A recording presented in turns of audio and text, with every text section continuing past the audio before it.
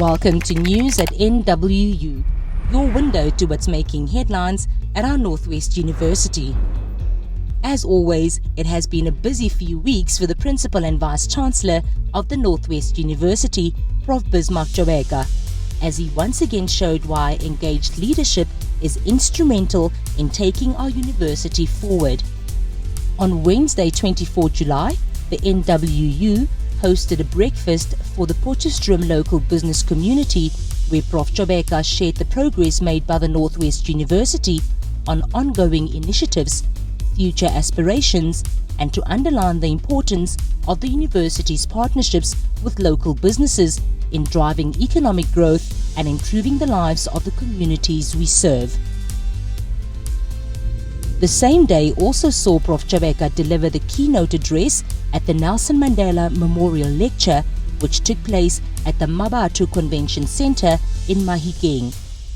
Here, he highlighted the importance to be people-centric in order to respond effectively and efficiently to the imperatives outlined in the United Nations Sustainable Development Goals. He further stated that cultural values such as Ubuntu need to be weaved into government policy implementation mechanisms to ensure that public services are prioritized for citizens instead of just benefiting business and political elites in society. The NWU and the Public Service Commission signed a Memorandum of Understanding on Tuesday, 16 July to formalize and strengthen the relationship between both parties.